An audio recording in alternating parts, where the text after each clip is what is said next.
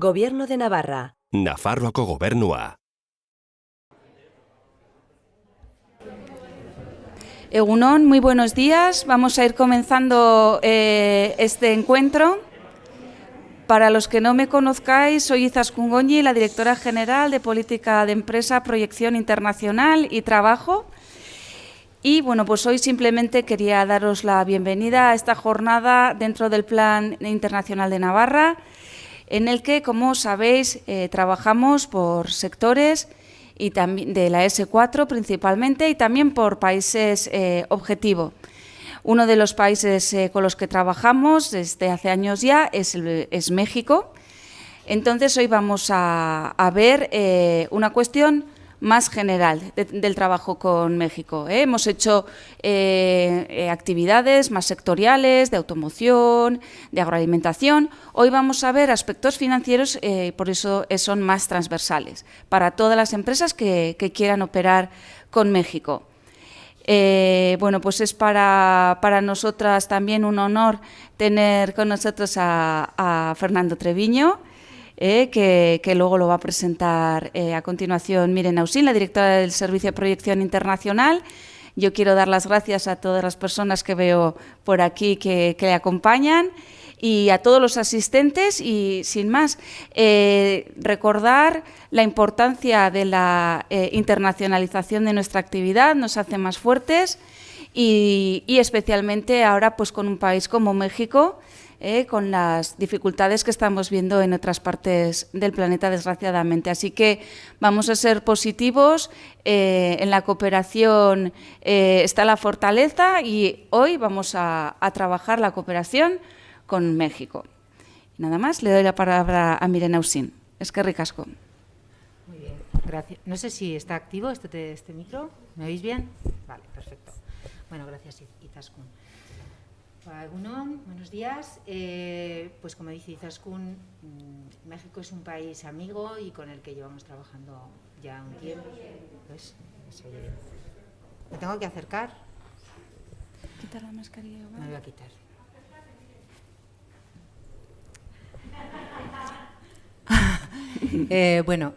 Como decía, México es un país amigo y bueno, llevamos, como decía Izaskun, ya unos cuantos años trabajando, quizás más intensamente los 3 últimos y bueno, pues este día engarza muy bien con una de las últimas acciones que tenemos previstas este año. En junio vamos a irnos a México con una misión que va a comprender 2 sectores, el sector de la alimentación y el sector de la automoción.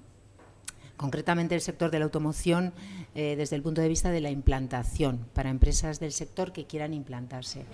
Y como decía, engarza muy bien con este seminario que hemos planteado, con esta sesión más que seminario, donde vamos a tratar temas que tienen mucho que ver con la implantación, cómo está la situación, las ventajas, el entorno, la acogida a las empresas de capital o de otros países y luego temas del ámbito laboral para contratación y por supuesto del ámbito fiscal, con lo cual hemos creído que esta sesión tiene mucho sentido.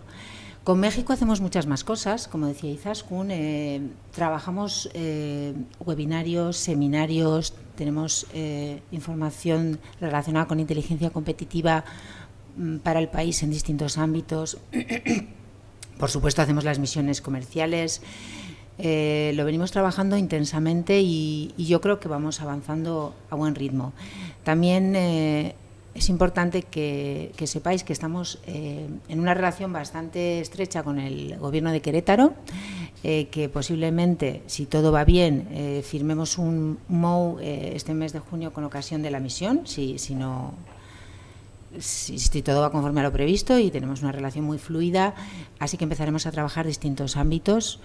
Y bueno, pues ya centrándonos en lo que nos ocupa hoy, pues tenemos el gusto de contar con, como veis, con la empresa de abogacía de temas legales Treviño, Rivadeneira y de Campo.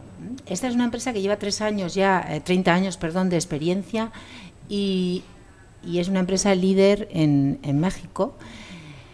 cierto es que los ámbitos que abarcan son muchos y muy profundamente. A nosotras concretamente nos interesan los temas que os hemos dicho que vamos a tratar hoy, que tienen más que ver con el ámbito de la implantación y su expertise es amplia en ese ámbito y también en el ámbito de las relaciones internacionales comerciales. Bueno, tienen muchísimas áreas de trabajo. Así que os invitamos a que aprovechéis que tenemos a estas personas tan expertas y con tanta experiencia para preguntar y plantear cualquier tema que os preocupe. Vamos a empezar con Fernando Treviño. Fernando Treviño, que es socio de la empresa y va a abordar la primera parte de esta sesión, que como veis tiene que ver con los procesos de implantación. Fernando, es un gusto tenerte con nosotras. Adelante. Gracias. Un pequeño comentario, Fernando, enseguida te doy paso. También hacer una mención, ya que tenemos aquí a unas cuantas compañeras de la Dirección General de Turismo y Comercio, a las oportunidades que tiene este otro sector de la S4 también con México. No lo hemos mencionado ni Miren ni yo, y me estaba dando cuenta sobre la marcha. Habrá probablemente más personas interesadas de este sector en conocer bien el mercado mexicano, con lo cual también la menciona a este otro sector. Y ahora sí, le dejo mi puesto a Fernando, cuando quieras. Gracias.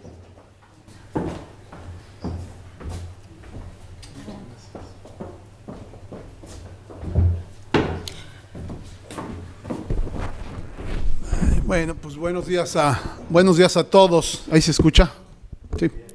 Muy bien, gracias por la invitación. Primero, agradecer a Izaskun Goñi, directora general de Empresa Protección Internacional y Trabajo del Gobierno de Navarra, a Miren Ausing, que está aquí a mi derecha. Miren, muchas gracias, la directora de Servicio de Protección Internacional del Gobierno de Navarra. Muchas gracias y decía yo, por la anfitrionía que nos han dado. La verdad, no nos esperábamos esto, lo que nos han ofrecido, y estamos muy contentos. Les agradecemos mucho. Gracias, Dolores, por el trabajo que has hecho desde México. Y a todos ustedes, buenos días, y gracias por venir el día de hoy a escucharnos. Como bien comentaban hace un momento, pues nosotros representamos a la firma Rivadeneira, Treviño y de Campo. Somos una firma con más de 35 años dedicados a atender a empresas extranjeras en nuestro país. No es la primera vez que yo tengo el gusto, y por alguna relación familiar también había estado aquí en Pamplona. Inclusive en algún momento tuvimos por aquí, por México, algunos clientes de aquí, de Pamplona, ¿no? Gente que hacía calcetines especializados para subir a las montañas y estos temas.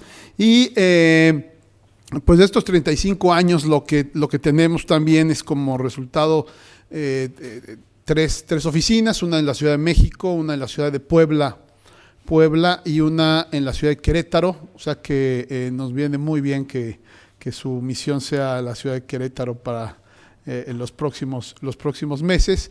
Y estaremos en septiembre, si Dios quiere, abriendo una oficina en Madrid, ya una oficina para hacer derecho mexicano en España. No vamos a hacer derecho español. Aquí no venimos a conquistar el territorio español a través del derecho español, sino lo que queremos es tender la mano para ayudarlos a ir de España a México y apoyar a las empresas mexicanas que están pretendiendo, o empresarios mexicanos que están pretendiendo hacer derecho, inversión en España. Y Jesús González, quien al rato se presentará, será el socio que esté a cargo de la oficina. Él vendrá a España a trabajar. Yo tuve el gusto de conocer a Izaskun y a Miren y algunos más de ustedes durante la misión que hicieron hace unos meses a México. Me hicieron favor de invitarme a pues el evento que hubo, y de ahí es que estamos sentados el día de aquí. En Coparmex, que es como podríamos decir un poco la COE, ¿no? Que es un sindicato patronal.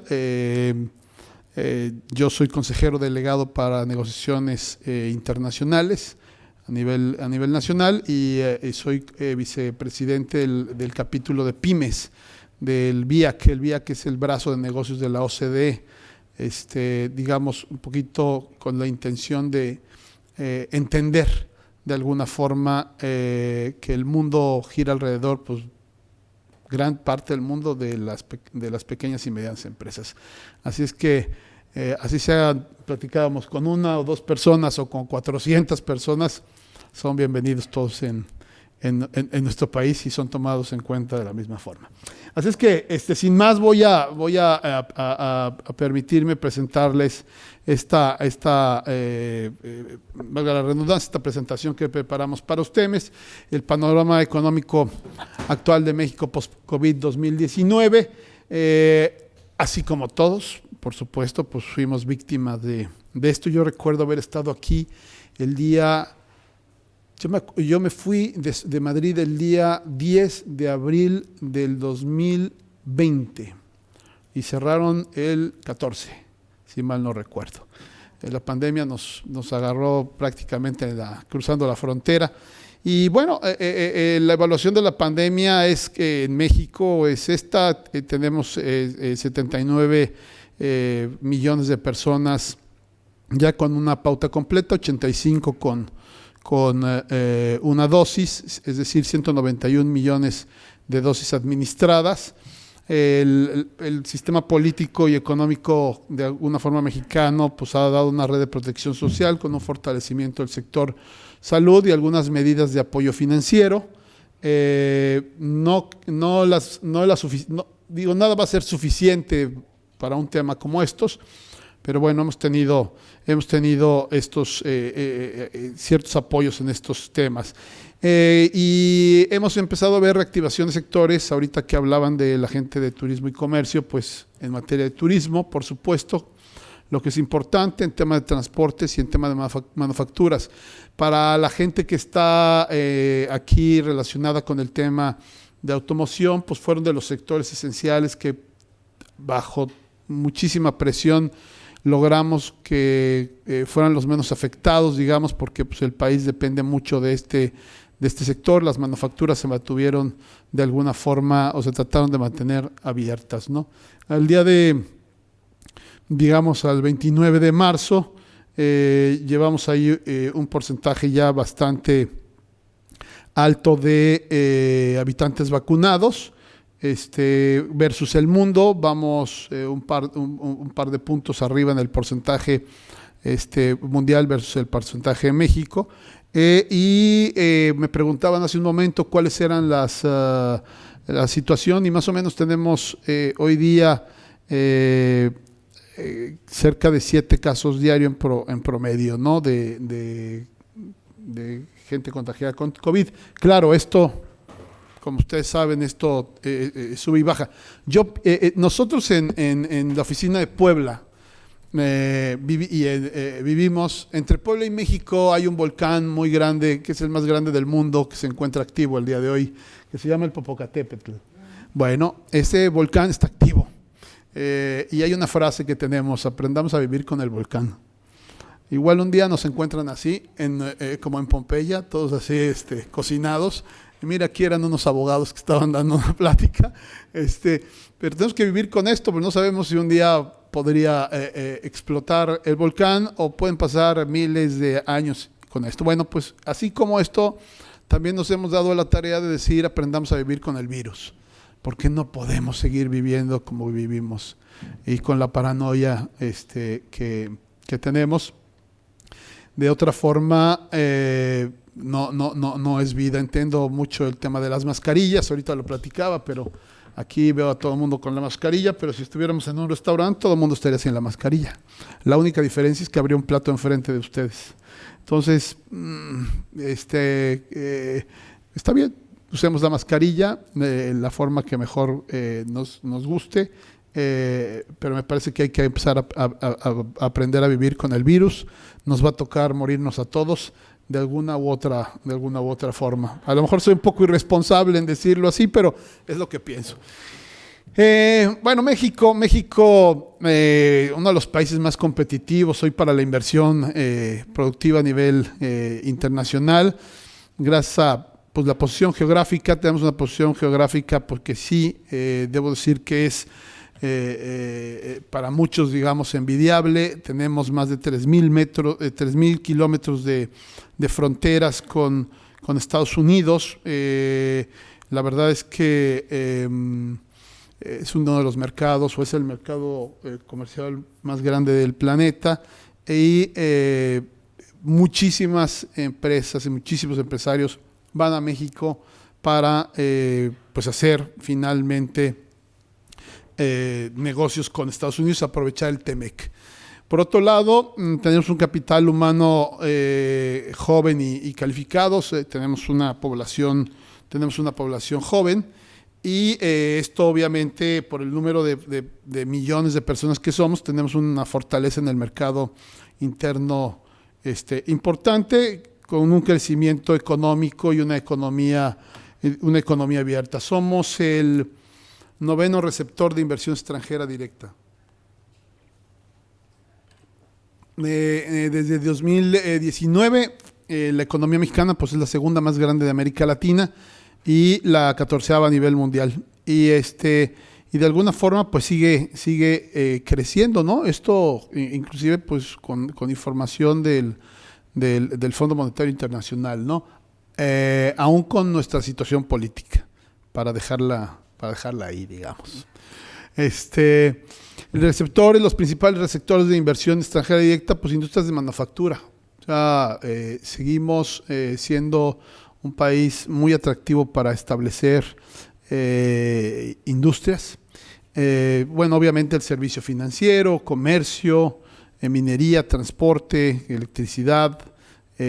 Ahora con temas, también hay que reconocerlo, estamos pasando por una crisis gubernamental en cuanto a tomas de decisiones en materia energética que no son las mejores para el país ni para lo que hoy el mundo requiere, pero es parte del gobierno que tenemos, que finalmente es lo que hay, pero las tendencias forzosamente tienen que cambiar.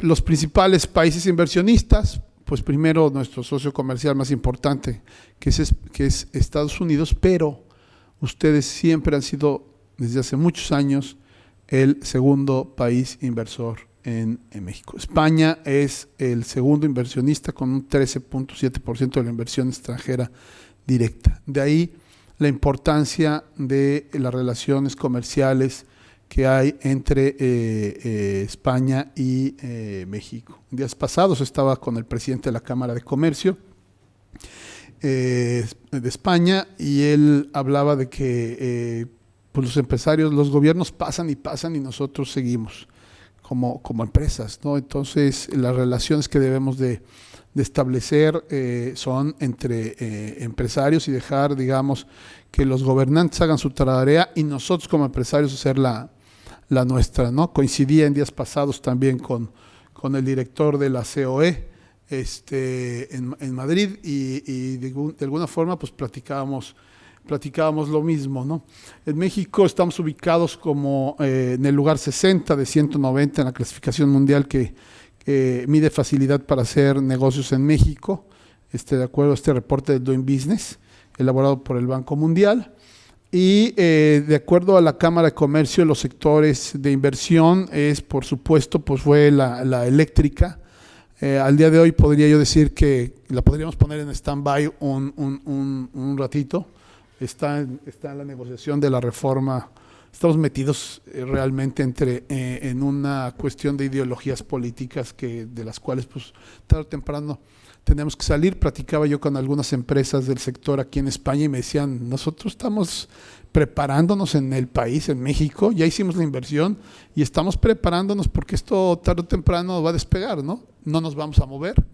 Tal vez no vamos a invertir más como hizo Iberdrola, que desafortunadamente pues, se llevó $5,000 millones a Texas, mismos que iba a poner en México, pero pues lo que tiene en México, que es mucho dinero, mucha inversión, la tiene y la está preparando para nuevamente regresar yo espero que en 3 años a un tema que es inevitable, que son las energías limpias, ¿no? Tenemos un crecimiento en el sector también el sector de la construcción, y un crecimiento de la inversión en el periodo de enero a septiembre fue la minería en un 6% y la manufactura, que les decía yo, en un 7%, y hay mucho interés en temas, fíjense, agroalimentarios, alta tecnología, fintech, ciberseguridad y salud. Ayer en la noche me hablaba el embajador de Israel, que vamos a firmar un acuerdo, la Coparmex con él, y uno de los temas que hemos estado viendo con Israel, por ejemplo, es el tema de fintech y el tema de ciberseguridad. Entonces, sabemos también que aquí en España hay una gran industria también de fintech, y me parece ahí que, y de empresas del sector de computación y estos temas que también son muy importantes, y ahí son los microempresarios de 1 o 2 personas, una persona, pues un desarrollador, ¿no? Ahora resulta ser que, fíjense, en México salen cerca de 20,000 desarrolladores de sistemas al año. En Estados Unidos cerca de 50,000, y nada más las necesidades de California son de millones de estos amigos. Entonces hay un montón de oportunidades en este tema también en nuestro país. De alguna forma la participación internacional de México, pues seguimos participando en el G20, en organismos como la OCDE, la OMC, APEC, y obviamente pues con todos los acuerdos que tenemos internacionales firmados con 29 países y con España desde el 2009. Un comercio bilateral de servicios de informática, licencias legales, técnicos, comercios de mercancías, servicios turísticos. Nuevamente, para las personas que están aquí de turismo, pues comercio y turismo es un tema bien importante en nuestro país por el alto consumo interno que tenemos, ¿no? Entonces ahí hay una oportunidad importante. Somos, insisto, el primer país receptor de exportaciones españolas de servicios con un 20% y 1.74% del total de lo exportado por España.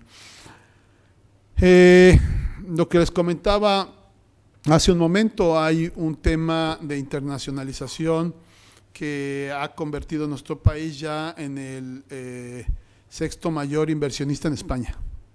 Es decir, ya no nada más están yendo ustedes para allá, sino estamos viniendo nosotros también para acá.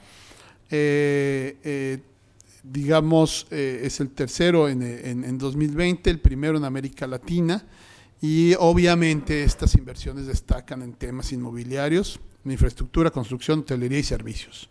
Y seguramente muchos de estos pues serán por la compra de OHL, el Hotel Villamagna y todas estas grandes operaciones que estamos viendo. Pero también nos hemos dado cuenta de que hay empresarios buscando oportunidades de venir a comprar inmuebles, desarrollarlos y venderlos.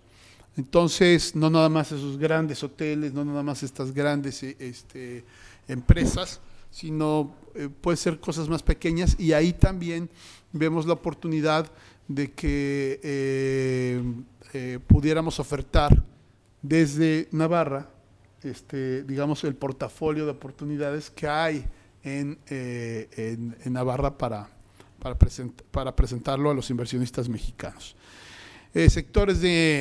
Principales sectores de interés que hay, pues ya les decía, el financiero, fintech, seguridad, sector salud, el agroalimentario y el automoción. O sea que en esta plática pues nos queda muy bien el tema de lo que ustedes están pensando en cuanto al sector de automoción y el sector de agroalimentario. Obviamente el sector financiero, como ustedes saben, los principales bancos son españoles. Estamos viendo en el sector salud startups médicas, empresas como Quirón Prevención, que hemos atendido en México nosotros, digamos como abogados, pero que pues es una empresa muy importante en España, que viene de todo lo que era Mafre y Fremap y todo esto, digamos, acaba en Quirón Prevención. Fintech también y alta tecnología pues tienen una, digamos, importancia relevante. Así está el sector agroalimentario con las principales empresas en México. Aquí ustedes pueden ver algunos nombres que todos conocemos de grandes marcas y porcentajes, digamos, en este sector de cómo se ha comportado el mismo en nuestro país, con el 12.4% de participación del sector primario en el empleo total, ¿no? Un poco de la producción agropecuaria en el mundo, ¿no? México participa con un 2%, y aquí yo lo que veo es que hay una gran oportunidad en el sector alimentario, y les voy a decir por qué. Nuestro campo está subutilizado, tenemos muchísimo terreno en México, hay mucha tierra en México y está subutilizado. Fernando, bájatelo un poquito porque te hace como golpes. Ok, ahí está. Y de alguna forma lo que México necesita es pues mucha tecnología en el campo. Y ahí creo que hay una gran oportunidad. Yo recuerdo hace unos años que había unos fondos, y me corregirán ustedes, los fondos del Rey, si mal no recuerdo, así era como se llamaban, porque me acuerdo que fueron personas, si mal no recuerdo, era de el sur de España, que eran especialistas en el tema de invernaderos. Almería podría haber sido. Y me acuerdo que ellos nos platicaban que había fondos que el gobierno español les daba a ellos para que ellos a su vez pudieran exportar y vender pues todos estos invernaderos. Entonces había oportunidades muy interesantes. Bueno, pues así como ellos en ese momento vieron esa oportunidad, ustedes seguramente conocerán mucho de esto y podrán ofertar cosas interesantes en el campo en México.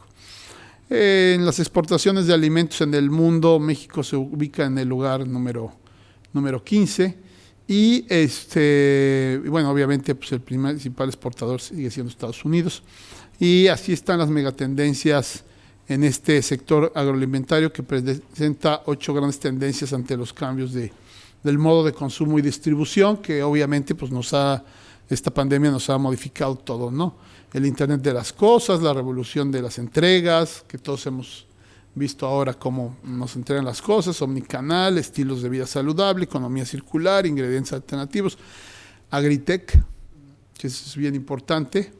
Ahora parece que cada vez la fruta y demás y las verduras que comemos tienen mucho más tecnología insertada, y también de ahí que el tema orgánico luego también sea otro mercado totalmente distinto al que tenemos, ¿no? Y así impactó el COVID en el sector agroalimentario, porque ha tenido efectos digamos, en este sector, al detenerse, por ejemplo, las plantas de cárnicos y empacadoras en Estados Unidos, y los retrasos en los suministros en las cadenas de suministro de los insumos.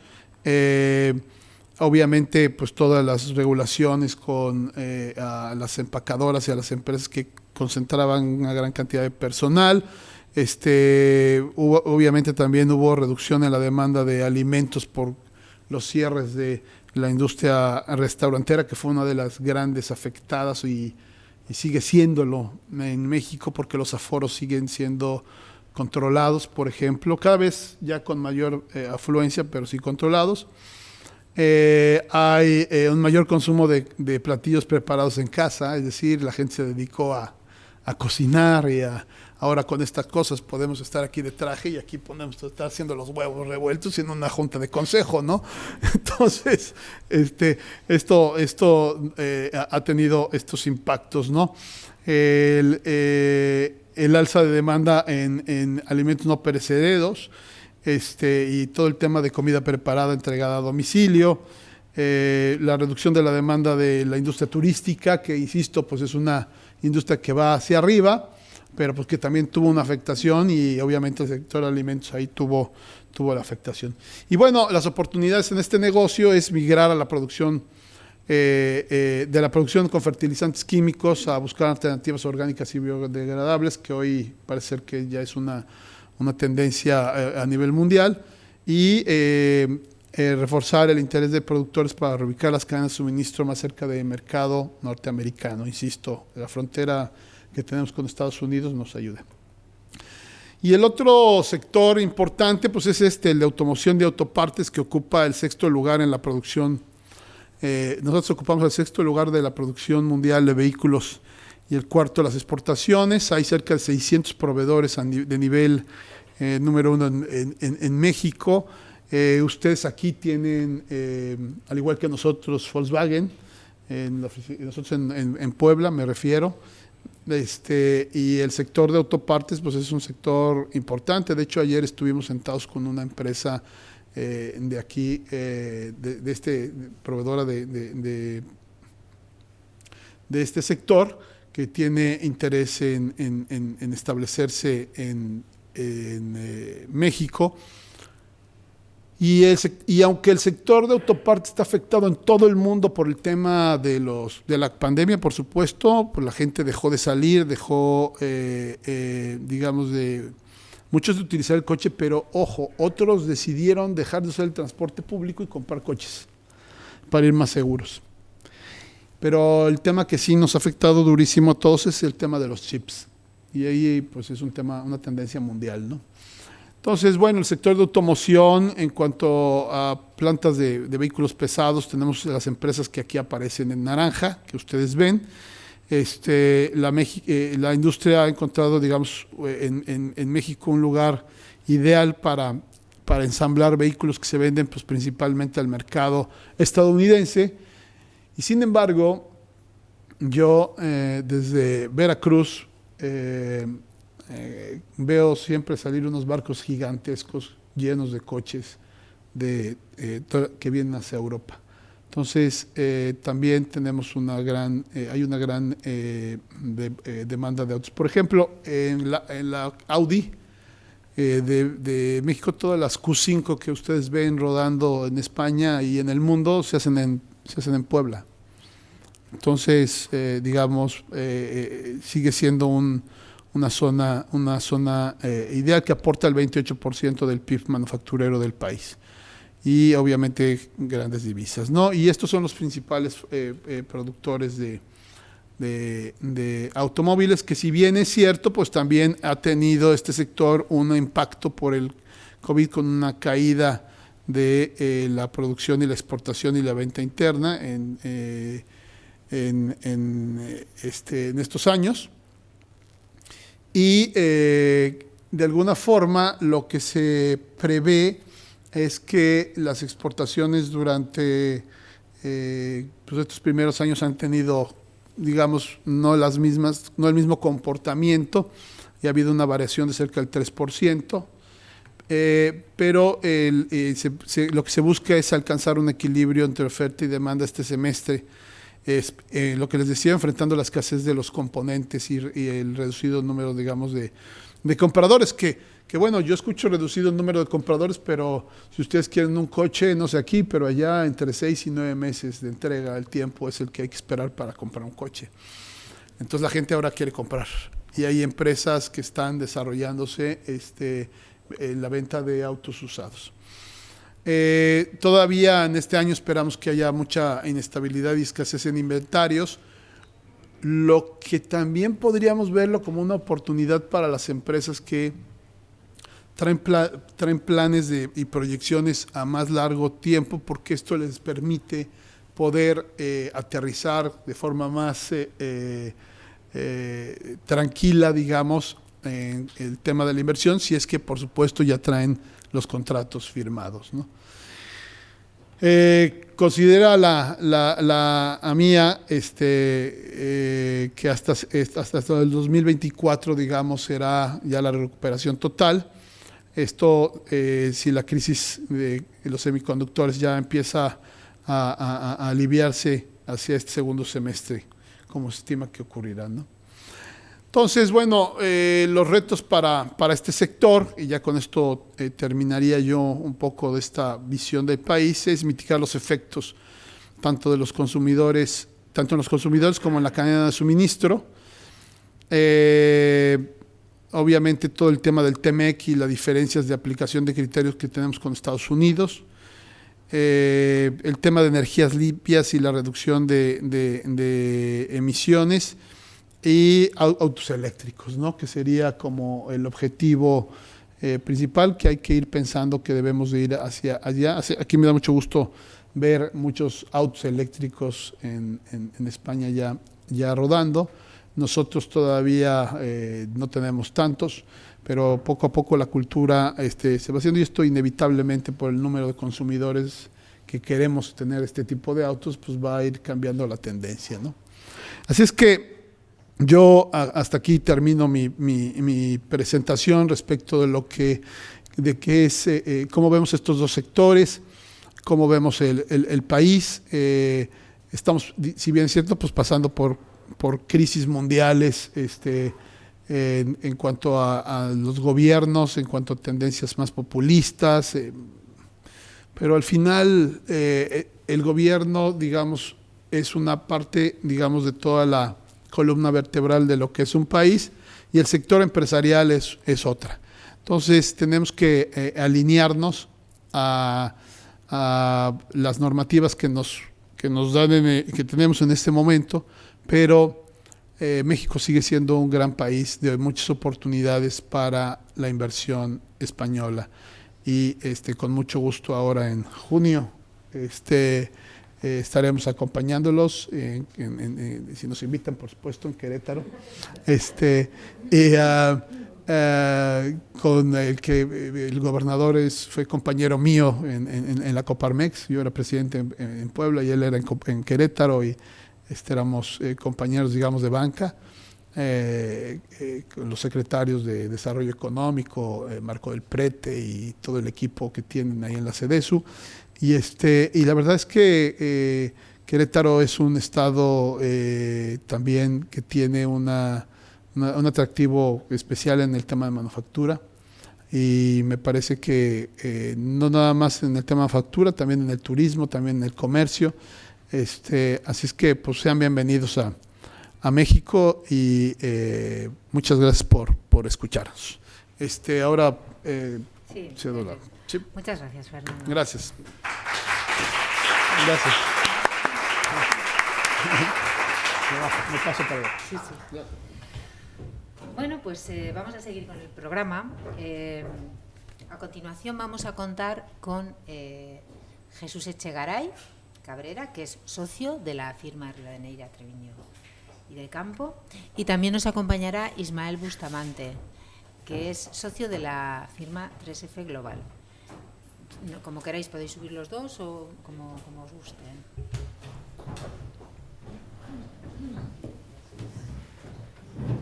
Con esto lo estaba cambiando, ¿verdad? Sí, de aquí mismo, sí.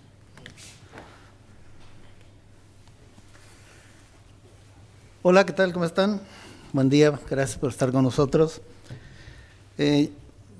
Coincido con Fernando, creo que tenemos que aprender a vivir con el COVID y con lo que se venga más adelante, pero cuando ya estás en el sexto piso de tu vida, cuando formas parte de la tercera edad, más vale andar con el gel y andar con las toallitas para que no vaya a pasar nada, así que discúlpame, me voy a lavar las manos de todo lo que estuviste tocando.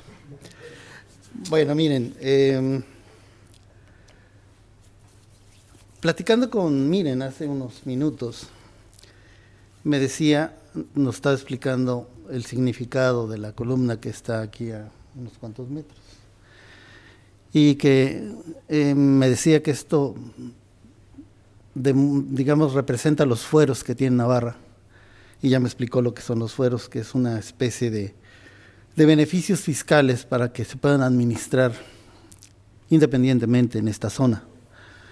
Ojalá y así fuera en todas partes. En México lamentablemente no es así. Todo se concentra en la mayoría de los casos, los impuestos más importantes en la federación y después se va permeando a los estados y al municipio. Los estados tienen ciertos impuestos y también los municipios, pero son muy pocos, realmente recaudan muy poco ahí. Eso provoca que en México la materia fiscal sea muy versátil y que sea muy cambiante. Así que tenemos muchísimas modificaciones año con año, y no nada más cada año, sino que dentro del mismo año se van presentando modificaciones, cambios, reformas, que se van publicando en un compendio, digamos, de reglas que se llama Resolución Miscelánea Fiscal, que es la que en todo caso debemos de estar atendiendo constantemente, porque puede presentarse y publicarse en cualquier momento. Precisamente por estos cambios y por lo amplio que puede significar la reforma que cada año se da en México, pues yo me atreví, y después Ismael también, a tomar algunos casos específicos que pueden ser interesantes.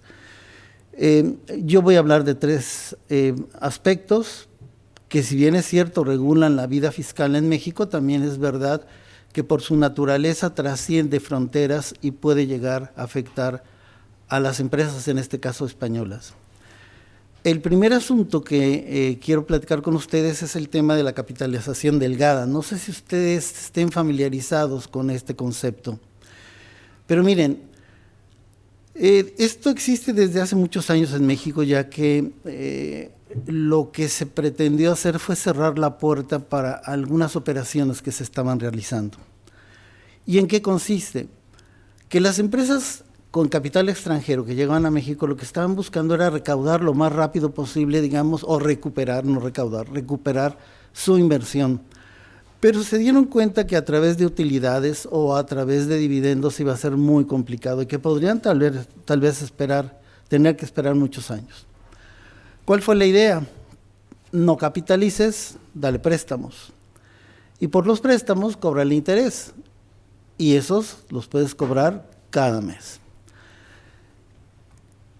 Cuando se da cuenta el fisco mexicano, el Servicio de Administración Tributaria en México, SAT, que es el equivalente a la Agencia Tributaria Española, empieza a cerrar las puertas y lo que se dice es, a ver, tú puedes pagar intereses lo que quieras, pero no todos van a ser deducibles.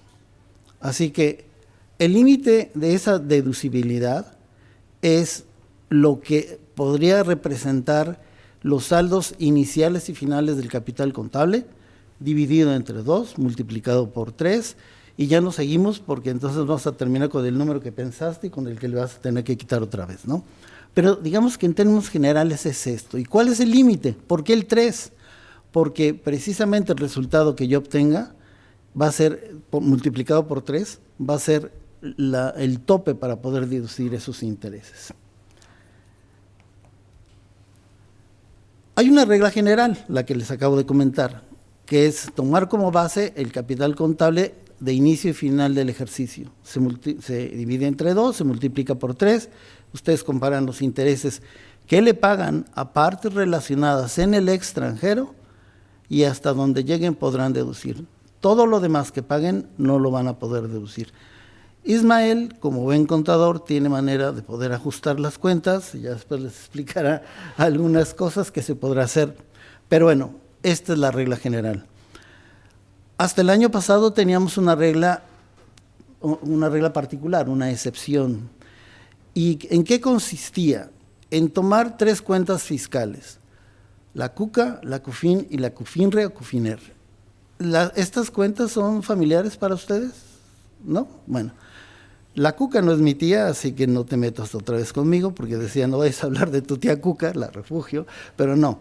La CUCA es la cuenta de utilidad, la cuenta única de capital de aportación, que consiste, es el registro de todas las aportaciones y todos los cambios de capital que se van llevando durante la vida social de la empresa. La COFIN es la cuenta de utilidad fiscal neta, que va registrando todas las utilidades que se van generando, que ya pagaron impuesto y que estarían a disposición de los accionistas. Y la CUFINRE es exactamente lo mismo, nada más que ahora no fue retirada por los accionistas, sino que fue reinvertida. Se toman las tres cuentas con saldos iniciales y finales, y entonces lo que resulte nos va a permitir tener una deducción mayor de intereses.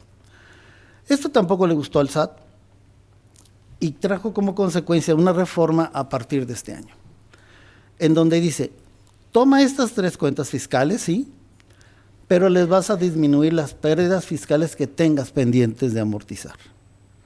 Muchas empresas me han dicho, a mí no me afecta porque yo no tengo cuentas pendientes, de pérdidas pendientes. Ok, está bien, pero la segunda modificación que se dio es que si aplicando esta fórmula rebasa el 20% del capital contable de la empresa conforme a la regla general, tampoco se va a poder aplicar. Entonces, única y exclusivamente la regla para capitalización delgada en estos supuestos sería la regla general. Aquí estoy hablando de un principio de la violación de retroactividad de la ley, que no tiene mucho caso que en este momento lo hablemos, pero, y si quieren en lo particular lo podemos comentar, pero bueno, esta es la regla general en materia de capitalización, así que hay que tener mucho cuidado que si nuestras empresas hermanas en México tienen préstamos, estos préstamos cumplan con estos requisitos para que los intereses que pagan ellos puedan ser 100% deducibles. Miren, en México las dos figuras societarias que más se utilizan para aplicar estrategias fiscales agresivas son la fusión y la escisión. Por regla general, cuando se lleva a cabo una fusión o una escisión en México, se generan impuestos. Pero si se cumplen ciertos requisitos, entonces opera una excepción y ese impuesto no se genera, ni el impuesto sobre la renta ni el impuesto al valor agregado, porque se llega a la conclusión de que no hay enajenación. Sin embargo, a partir de este año, partiendo de lo que yo les he dicho, que a través de estas figuras societarias se aplican las estrategias más agresivas, el SAT estableció que cuando se lleve a cabo alguna de estas operaciones, va a ser posible que el SAT analice si existe una razón de negocios. El tema de la razón de negocios o la reestructuración de operaciones existe en México desde el 2020. Ahora también se va a aplicar para fusiones y escisiones. ¿Y en qué consiste? En que la autoridad va a tener la oportunidad de analizar cuáles son las operaciones relevantes que se dieron 5 años antes de la fusión o de la escisión o 5 años después de que hubiese operado esto. A mí no me gusta mucho el tema porque se vuelve una tremenda inseguridad jurídica. Los 5 años anteriores, pues ok, ahí están, los puedes analizar, pero los posteriores.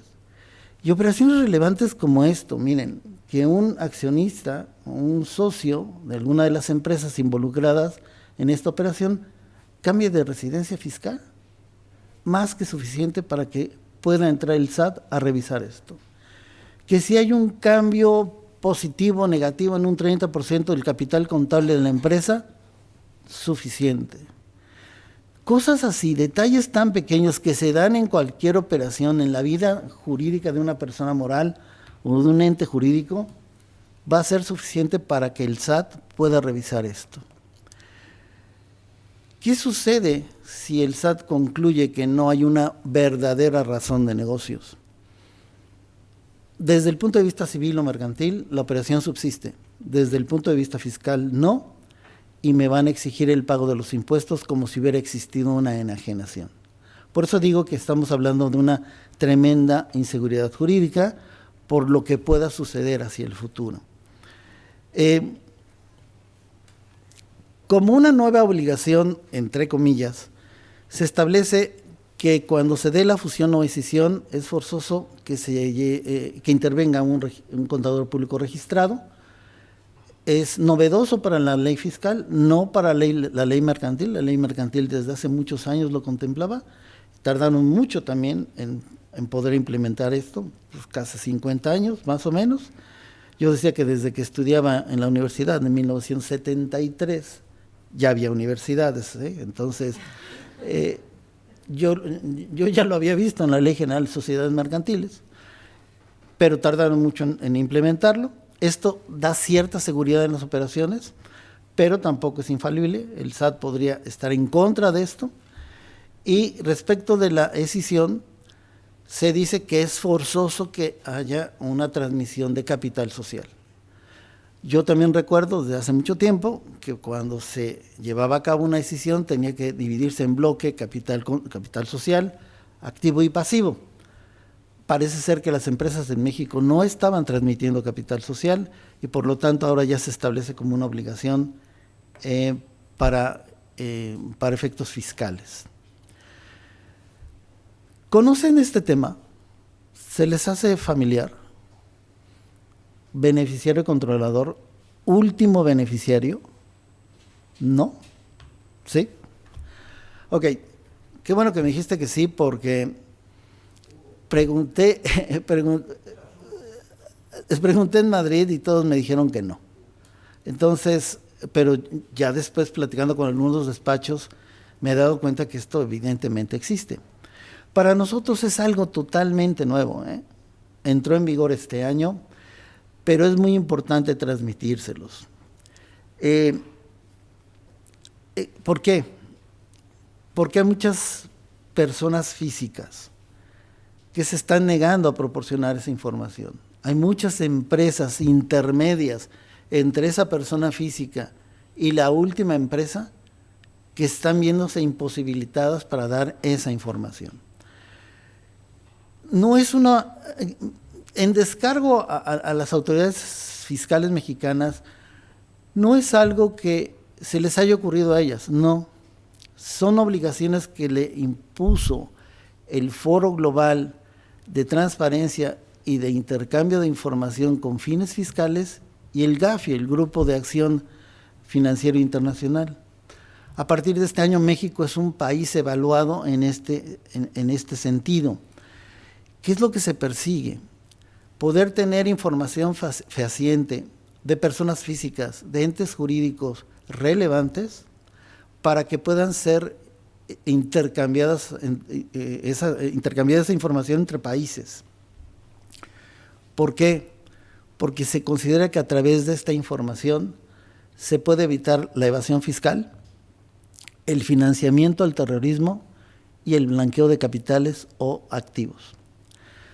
En la lámina ustedes van a ver 3 supuestos de lo que es el beneficiario controlador.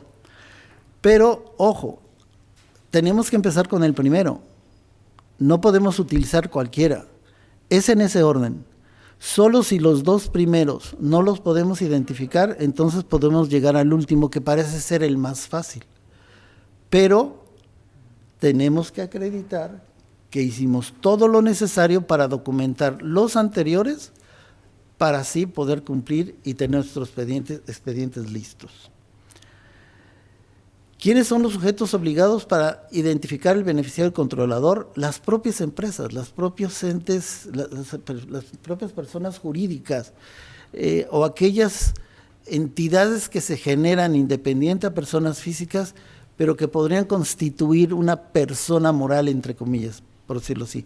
En México hay una figura que se llama asociación en participación, que en donde se puede integrar con personas físicas, pero fiscalmente es como si fuera un equiparado a persona moral, pero no es una persona moral. Indirectamente, los fedatarios públicos y las entidades financieras. Miren, nos hemos topado en algunos casos ya en México que fedatarios públicos, corredores, notarios públicos, están exigiendo esto, y si no se le entrega la información completa, no llevan a cabo la constitución de una sociedad, nada más, que sería lo más importante. Así que ahora que estoy escuchando la intención de poderse implementar varias empresas en México, tengan en mente esto para que en su momento puedan cumplir pie a pie lo que nos están exigiendo.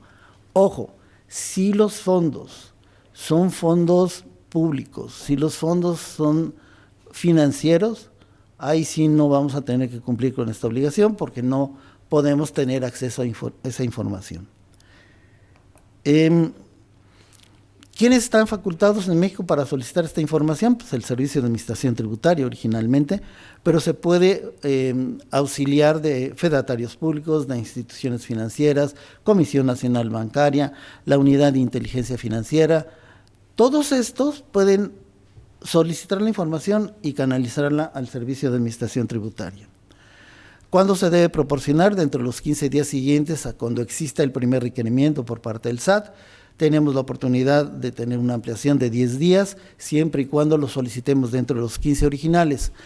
Lo que nosotros le estamos recomendando a las empresas es no seas reactivo, sé preventivo.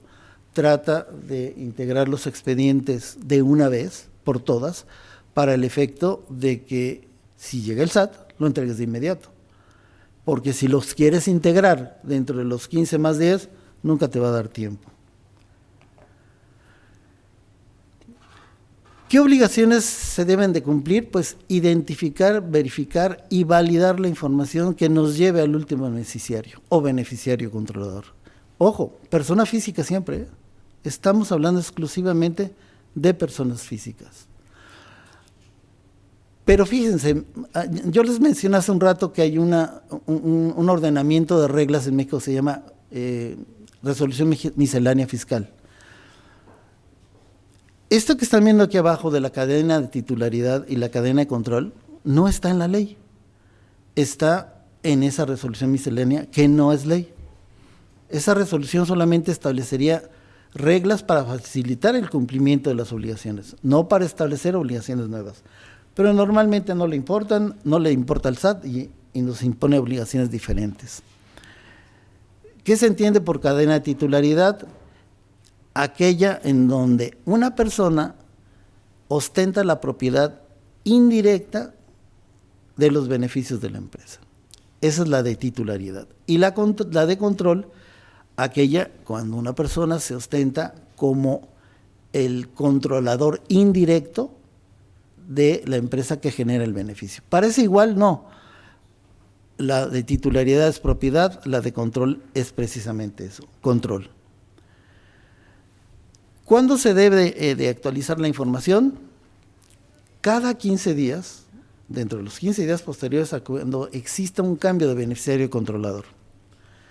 No quiere decir que tengamos la obligación de ir al SAT y entregar la información, no, pero sí tenerla lista cada vez que se da ese cambio dentro de los 15 días posteriores.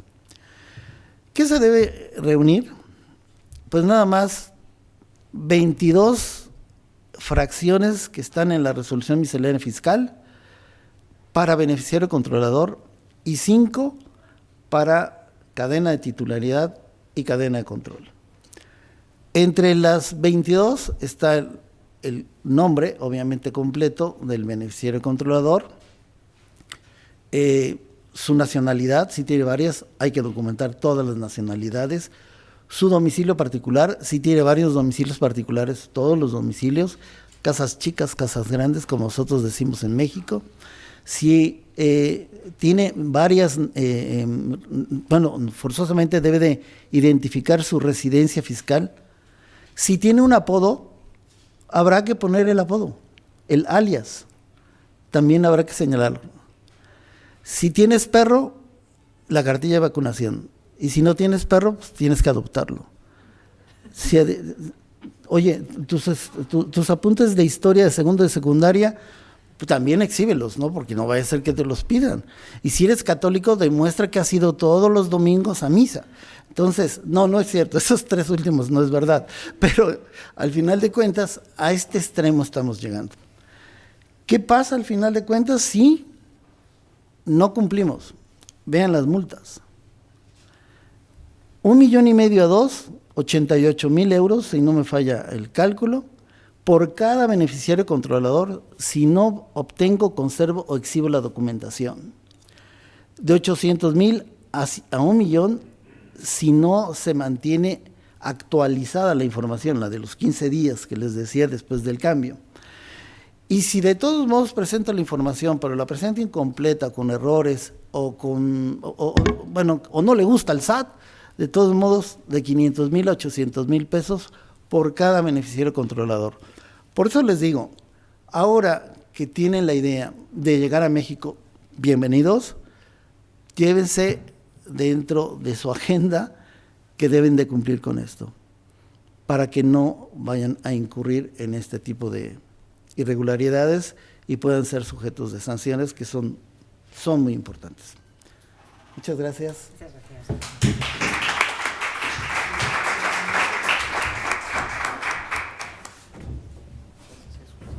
Yo me eché gente, así que no. Bueno, pues seguimos con Ismael Bustamante, muchas gracias. Gracias. Bueno, vamos a seguir hablando de ciertos aspectos, digamos, importantes, pero aquí hay dos temas que voy platicando, pero previo a ello voy a hacer un pequeño resumen. En México pagamos los impuestos, hay 3 tipos de impuestos principales que pagamos a la federación, y lo digo a la federación porque son los más relevantes que estamos aportando. Número 1 es el tema del impuesto sobre la renta. Y el impuesto sobre la renta se basa en un tema de base neta. ¿Qué significa? Ingresos menos deducciones, nos da una utilidad y vamos a aplicarles el 30%. Ahora, si son mayores nuestras deducciones que nuestros ingresos, tenemos la oportunidad de generar una pérdida fiscal. Y esta pérdida fiscal, para que lo vayan anotando, lo podemos aplicar contra futuras utilidades fiscales hasta por 10 años. Digo, ese es algo importante. El otro impuesto que tenemos es el impuesto al valor agregado, que lo que grava es el consumo. Y generalmente tenemos 4 formas de determinarlo. La general, pagamos el 16%. También podemos pagar una tasa del 0%. Podemos tener un acto o una actividad exenta de IVA y podemos tener una, IVA que no es objeto de IVA. Está complicado, ¿verdad? Pero son 4 formas de determinar el impuesto al consumo, que es el impuesto al valor agregado. Y el otro impuesto, que es el tema de seguridad social, que se paga tanto a la autoridad por tener los trabajadores. Y en este caso hay un concepto aquí que dice aplicación de saldos a favor previamente determinados. Generalmente, como es un pago único a la federación, pensaríamos que el impuesto sobre la renta, si lo tenemos a cargo, lo podemos aplicar, y si tenemos saldo a favor de otro impuesto, podemos hacer el neteo. En México no existe compensar un impuesto sobre la renta, un impuesto al consumo. Si es impuesto sobre la renta, pagar impuesto sobre la renta y nada más. Pero hay una excepción, nos dice que cuando una autoridad llega a revisar una empresa, entonces si le determina algún impuesto por pagar, la empresa tiene derecho a voltear y ver, decir, si tengo saldos a favor de otro tipo de impuesto, sí lo puedo aplicar. Pero esa es la única excepción que tenemos. El otro tema es una firma electrónica. En México se está utilizando mucho esta situación de generar electrónicamente todo, pagar impuestos de forma online y generar las facturas de forma previamente autorizadas por el SAT. Por eso es que nos piden que para todo tengamos una firma, y nos sirve para 2 cosas, pagar impuestos y para emitir facturas. Sin embargo, hay una excepción que nos dice, oigan, tengan cuidado cuando tengan algún socio que posiblemente haya sido condenado por la autoridad fiscal y diga que este socio ha incurrido en ciertas operaciones que no existen, y entonces si no ha solventado el socio esa parte, el castigo podría ir sobre la persona moral, que no va a poder permitirle ni emitir facturas e incluso ni siquiera pagar impuestos. Si tenemos un saldo a favor de impuestos generado por alguna operación, tenemos hasta 5 años para poder recuperarlo. Recuerden, pérdida fiscal 10 años, un saldo a favor de impuestos 5 años. Y viceversa, si nosotros somos responsables solidarios de alguna actividad, tenemos 5 años para poder enfrentar o que la autoridad nos cuestione y nos pida algún tema de responsabilidad solidaria o de algún tema de pago de impuestos. 5 años si son impuestos a cargo, para que lo tengan también en mente. El otro tema está un poco complicado porque nos dice, cuando un extranjero haga alguna operación en México, pues como el extranjero pues está desde el exterior, está viendo, entonces designa a un representante local, a un mexicano tal vez, o alguien, algún extranjero, pero que viva directamente en México, le están pidiendo un requisito adicional.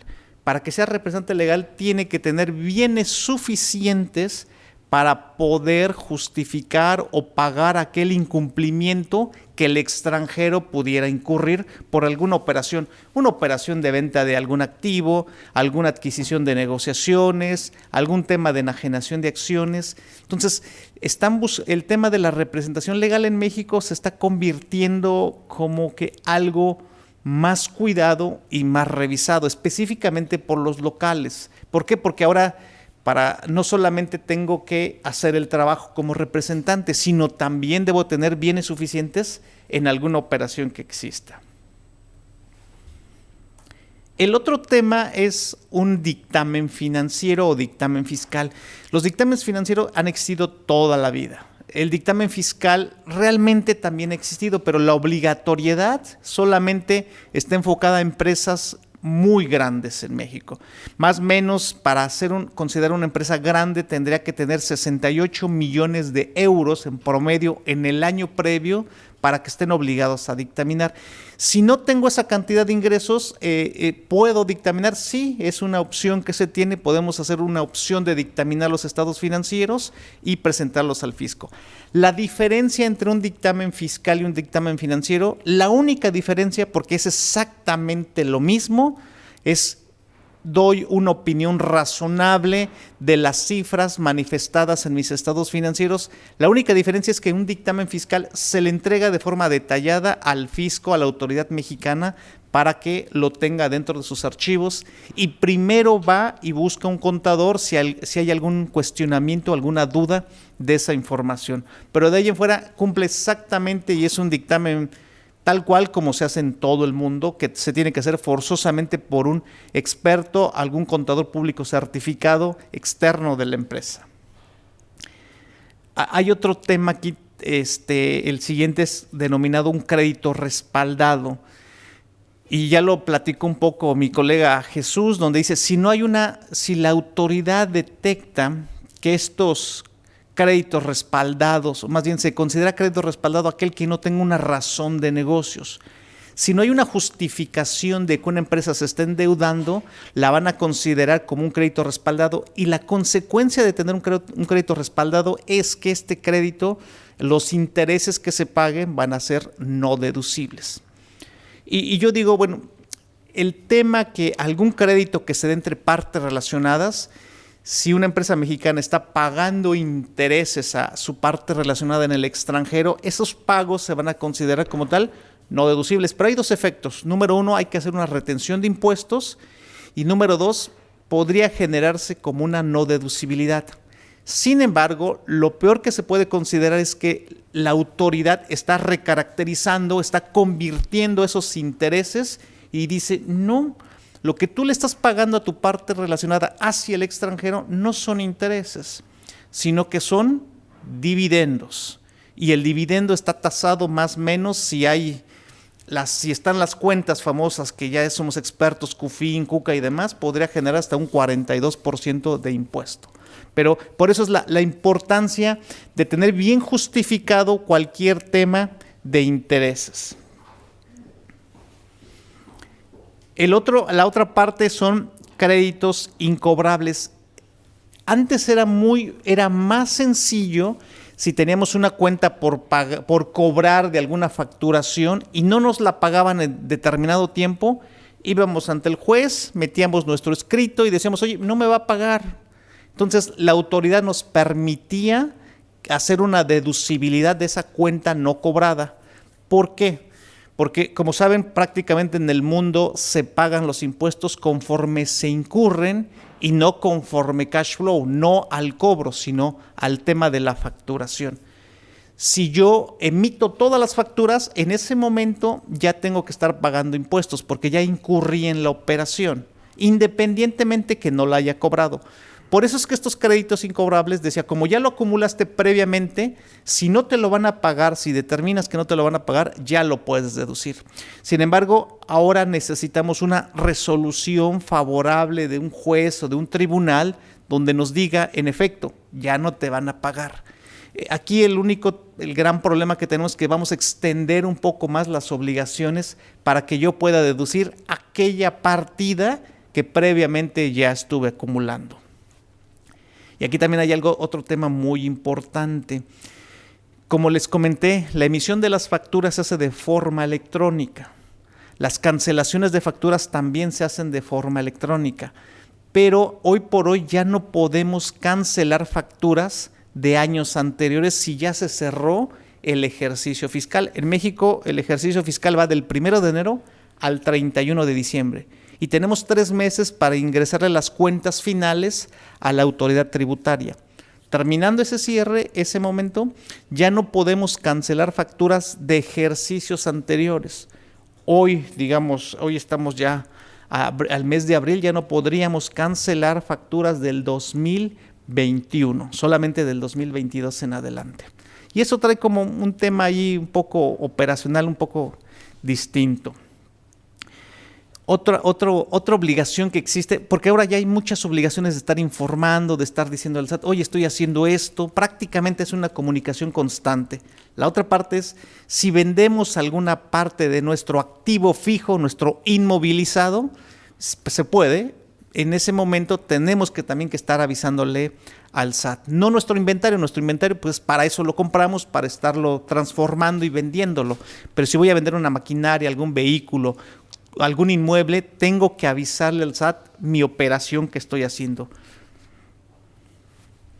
Y como les dije, el tema de las pérdidas fiscales, si en un ejercicio yo obtengo una pérdida, tengo la oportunidad de aplicarla hasta 10 años posteriores. Sin embargo, cuando hay una escisión, una separación de dos entes jurídicos y se convierte en una nueva, o dos distintas simplemente, nos están haciendo una limitación. Dice, solamente se va a poder aplicar aquella parte que tenga, dice, el mismo giro o misma actividad económica, solamente para que consideremos cuál va a ser ese efecto. Y como les digo, también tenemos que seguir avisando, si hacemos una operación entre dos residentes en el extranjero, esto es, si dos extranjeros son dueños de una sociedad mexicana y alguno de ellos decide venderle a otro residente en el extranjero, tenemos que avisarle al SAT. La importancia de esto es que si avisamos al SAT podemos utilizar los famosos tratados para evitar la doble tributación. Un tratado para evitar la doble tributación tiene ciertas ventajas respecto de la ley local. Esto es, puede ser que no pague el impuesto o que sea una tasa reducida o que pueda diferir el impuesto a través del tiempo. Por ello también la importancia de que estos avisos se cumplan para que cada contribuyente, ya sea nacional o extranjero, pueda echar mano de estos tratados para evitar doble tributación. Los precios de transferencia, como bien saben, en el mundo, bajo las reglas de la OCDE, tenemos que estar cumpliendo de que todas las operaciones sean a valor de mercado. Si van a invertir en México, van a poner una compañía, es importante que las operaciones estén efectuadas a valor de mercado, pero no solo eso, sino que haya un estudio de un experto que pueda estar validando que esa operación se hizo a valor de mercado. Aquí la única modificación ahora que existe es que si son dos empresas nacionales, están obligados a hacer este estudio de precios de transferencia. ¿Por qué? Porque antes decía, como son una empresa en el extranjero y una empresa local, están pagando impuestos de forma distinta. Ahora no, ahora también localmente tenemos que hacer esos estudios de precios de transferencia. Y bueno, como les decía, la tasa, una de las tasas importantes de ISR es justo la del 0% y están cada vez incluyendo algunas otras digamos, actividades o productos que se pueden gravar a la tasa del 0%. ¿Cuál es la diferencia entre el 0%, el exento o no objeto? El 0% es que si yo tengo saldos a favor de impuestos, de IVA en particular, puedo pedir devoluciones de impuestos sin ningún problema. Si yo tengo tasa exenta, el IVA se convierte en un costo. El que yo le pago a mis proveedores es un costo para la empresa. Si yo tengo una actividad no sujeta al IVA, el IVA pagado también a mis proveedores, porque una actividad no sujeta generalmente se da en el extranjero, también forma parte de mi costo.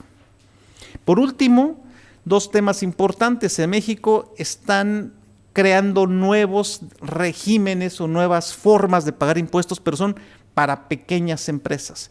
Y lo menciono simplemente porque la obligación de una empresa que ustedes establezcan en México, tal vez van a tener mucho contacto con estos pequeños sectores de trabajadores o de empresarios que están haciendo esta actividad. ¿Qué sucede? Bueno, pues vamos a tener que hacerles una retención que va a ir prácticamente del 1.25% respecto del ISR. El IVA se va a pagar igual al 16%. Como siempre, pero eso es importante que tengan, que tal vez van a convivir mucho para estarle haciendo esas retenciones. Si no hacemos esas retenciones, ¿qué sucede? Pues somos obligados, solidarios para poder pagar este impuesto que en su momento lo debimos de estar haciendo. Y este régimen existe tanto para personas, para individuos o para personas jurídicas, pero está más enfocado a empresas muy, muy pequeñitas o demasiado pequeñas que son prácticamente los locales. Y bueno, pues esto era lo que yo les quería platicar. Jesús, por favor. Muchas gracias. Jesús, mientras Jesús González, que también es socio de Rivadeneyra, Treviño y de Campo, me gustaría recordar que dentro del plan internacional tenemos unos servicios que llamamos NAEX Destino, que son servicios especializados que se ofrecen a las empresas, y dentro de esos servicios tenemos alguno que encaja con los apoyos que se puedan dar a las empresas que estén pensando en implantarse en México. Y además en esos servicios la empresa que lo realiza tiene para temas legales como socio o colaborador en destino a Rivadeneyra, Treviño y de Campo, que no lo había comentado antes, pero sí que es, bueno, pues es una tranquilidad. Perdona por el paréntesis, Jesús. Vamos a abordar ahora el tema de la transformación laboral y nueva cultura de trabajo en México. Adelante. Excelente, muchas gracias. Perfecto, bueno, pues sí, también es importante comentar eso, ¿no? Y el respaldo que por supuesto podemos dar y bueno, apoyar localmente, ¿no? Con el conocimiento de todos estos pues trámites, requisitos y todo lo que se va necesitando para quienes desean hacer una inversión, ¿no? En el extranjero, en este caso en México. Con mucho gusto. Y bueno, muchas gracias. Gracias por la invitación y por seguir aquí a todos ustedes. Voy a tratar de ser muy breve. Suelo no serlo, pero haré un buen esfuerzo. Y no robarles mucho más tiempo del que ya se tenía programado, ¿no? Conforme a la agenda. Si al final, por supuesto, alguno quiere hacer alguna pregunta, con mucho gusto, cualquiera de nosotros, los que hemos estado platicando, con mucho gusto lo podemos hacer.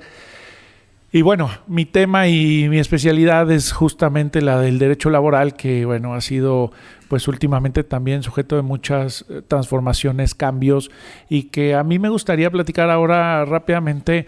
Pues a lo mejor ustedes van a ver la presentación y esta seguramente se las podrán compartir posteriormente para que la puedan revisar y leer con calma. A mí me gusta hacer como referencia a lo que hay en estas láminas, porque finalmente es la parte teórica, pero platicar un poco de manera más práctica y aplicada a las empresas que ustedes representan en lo que les pueda ser útil, ¿no? De repente nosotros como abogados, no obstante que haya abogados aquí presentes, pero probablemente no es la mayoría, queremos hablar y muy técnicos y a veces hasta de cuestiones procedimentales y vaya, ante los tribunales, pero bueno, tratamos de a veces más bien enfocarnos a cuál es la necesidad real, ¿no? Dentro de cada uno de ustedes, el puesto que ocupan, gente, pues no sé, directores, finanzas, recursos humanos, que son áreas estratégicas dentro de cualquier compañía. Y esto, bueno, pues es lo que yo trato de transmitir. Hay muchos cambios y seguramente ustedes han escuchado la parte del outsourcing de personal o el sistema de subcontratación, que ha sido una situación en México que el año pasado, en abril del 2021, tuvo una reforma muy importante.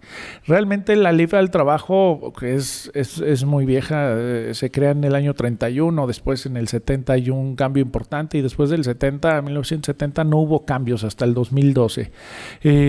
Por ahí hubo otro cambio no sustancial, pero el cambio real empieza en el año 2019 y tenemos una serie de vigencias para estos nuevos cambios, implementarlos dentro de las empresas hacia 4 años, es decir, ya estamos hacia el 2023, que es en mayo, el último mes en el cual ya se deben de estar cumpliendo con todas estas nuevas obligaciones, y en abril del año pasado viene este cambio de la subcontratación.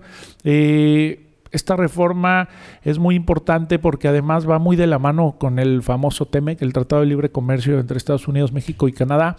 Realmente públicamente se dijo que México hizo un cambio a su ley federal del trabajo por desarrollo e innovación, que por supuesto era necesario, pero esto trae una gran influencia de nuestros vecinos países del norte, ¿sí? Hay un apartado, un anexo 23, se le llama en el TEMEC, que prácticamente tiene una sección muy importante de lo que fue la reforma a la ley federal del trabajo, es decir, palabras más, palabras menos, es el mismo contenido.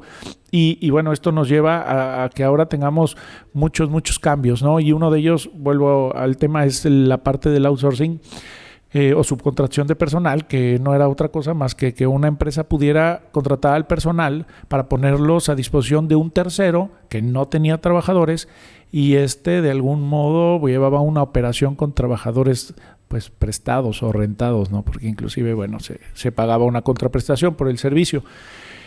Finalmente, esta reforma viene a decir: hasta aquí, no más outsourcing. Sí, de algún modo permite una subcontratación de servicios especializados, digamos, se crea esta figura, servicios u obras especializadas, pero va enfocada hacia actividades que no forman parte del objeto social o de la actividad económica preponderante de las empresas. Es decir, si hay una empresa de alimentos que se dedica a producir alimentos, no puede subcontratar trabajadores que participen en la producción de alimentos, pero sí puede subcontratar trabajadores de limpieza, de seguridad, de servicios informáticos, cualquiera que no sean el objeto principal.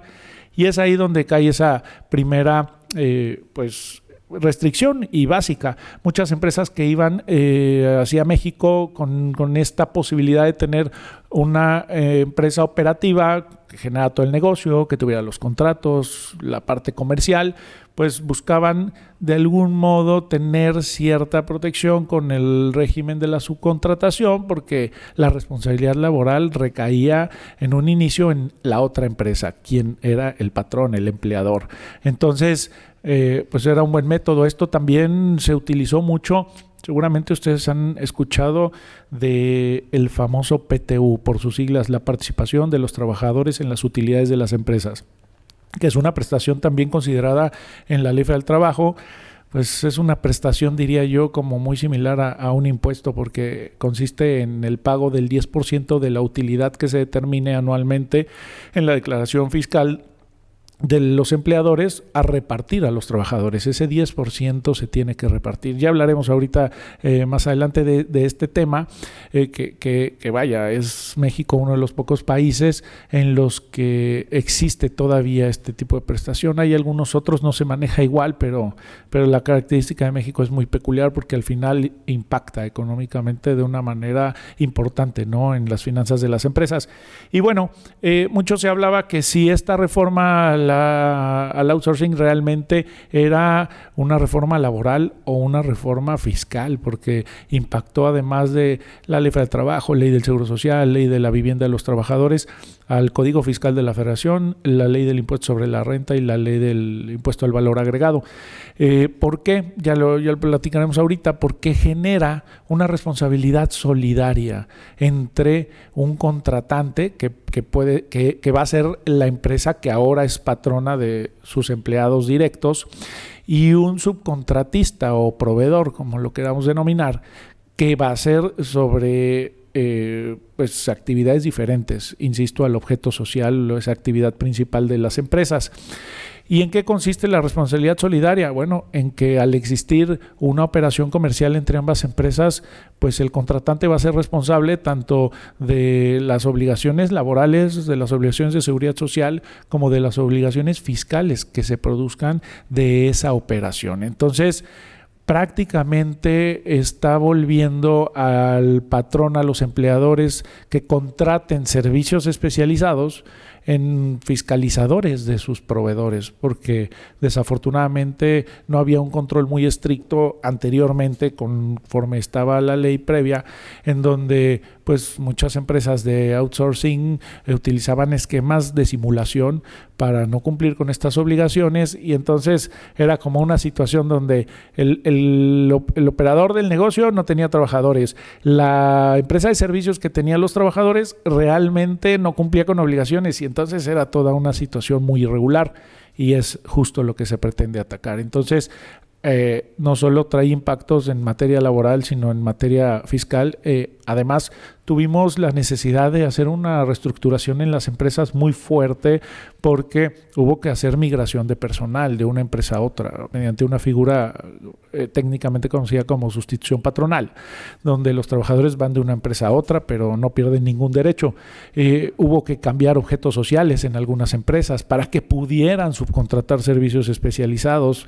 Sí, ustedes saben, de pronto en alguna empresa en el objeto social ponemos 15, 20 actividades, pero de las cuales desarrollan 3 realmente, y entonces todas las demás que no realizan directamente las tienen que subcontratar, pero si las tienen en su objeto social directamente, no las pueden contratar indirectamente. Entonces hubo que hacer también reestructuras ahí, fusiones, porque muchas empresas no contrataban outsourcing, vaya la redundancia, externos, sino más bien tenían su insourcing, que era una empresa del grupo, y bueno, ellos mismos manejaban el doble esquema, pero bueno, probablemente ya no tenía caso seguir con una empresa que ya no iba a tener operación, entonces se fusionaron, se liquidaron estas empresas de servicios.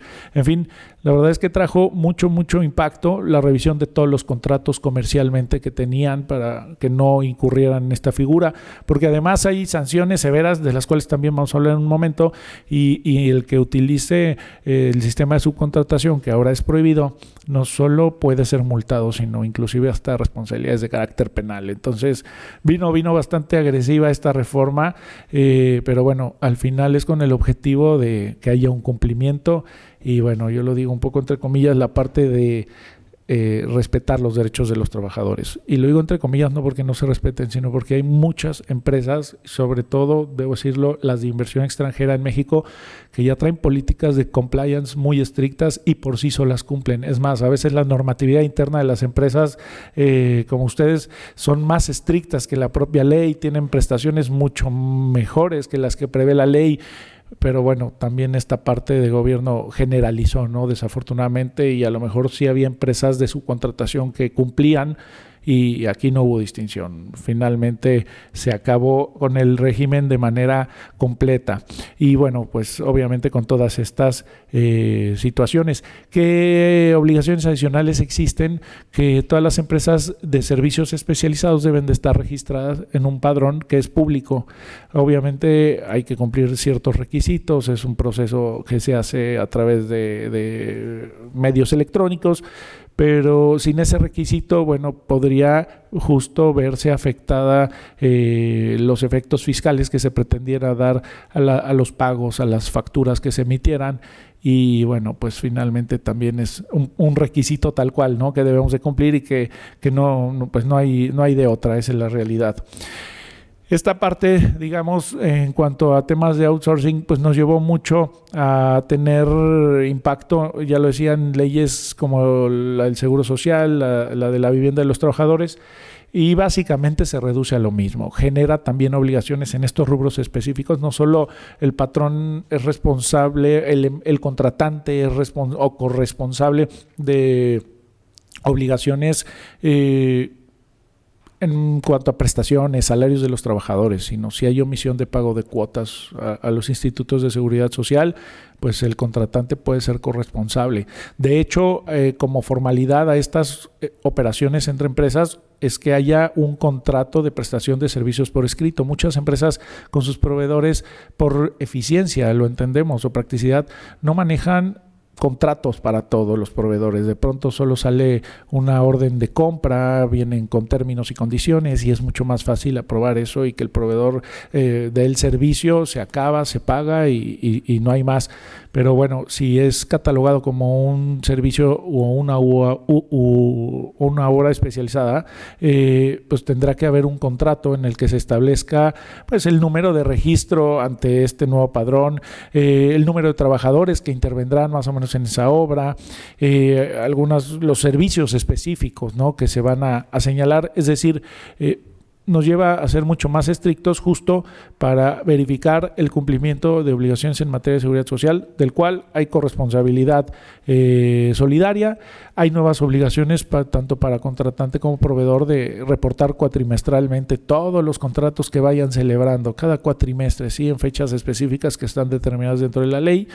Y bueno, por eso yo decía que esto volvió a los contratantes fiscalizadores de las empresas de prestadoras de servicios, porque pues los contratantes se volvió prácticamente un auxiliar del gobierno para estar revisando el cumplimiento de todas estas obligaciones.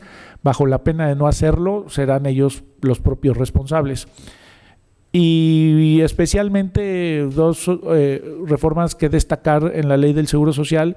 Tenían los outsourcing un beneficio en materia de pago y determinación de cuotas obrero patronales, porque podrían tener números de registro patronal por cada clase de riesgo. En México existen 5 clases de riesgo en función de la actividad que lleva a cabo las empresas. El outsourcing, como podría tener un trabajador administrativo o un trabajador dedicado a la industria metalúrgica, pues el riesgo definitivamente era diferente y podían tener un registro patronal de cada clase para pagar adecuadamente estas cuotas. Esa posibilidad se elimina. Ahora vamos con la actividad de riesgo más alto. Eso puede también traer un impacto en el costo de las cuotas obrero patronales.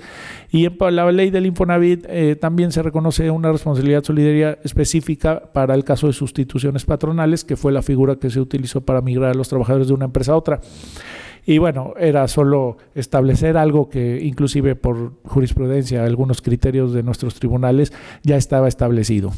Y llegando con este mismo tema de la participación de los trabajadores en las utilidades de las empresas, la famosa PTU, que como se los decía es una prestación en donde se debe entregar a los trabajadores, repartir a los trabajadores un 10% de la utilidad determinada que derive de la declaración anual de impuestos.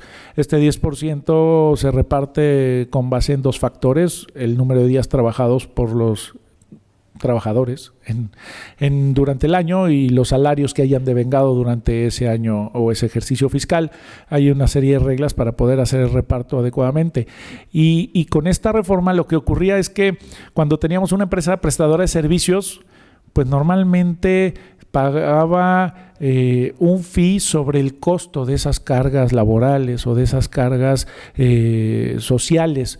Y entonces la utilidad que tenía una empresa prestadora de servicios era mínima, esa es la realidad. Y entonces la utilidad que se repartía pues era el 10% de esa utilidad mínima, ¿no?, que se generaba anualmente. Era una estrategia definitivamente para que algunas empresas que no contrataban directamente empleados pues generaban utilidad, y como no tenían trabajadores, al final esa utilidad no se debía repartir y la mantenían dentro de sus finanzas, dentro de sus propios recursos, dentro de su patrimonio. ¿Qué sucede aquí?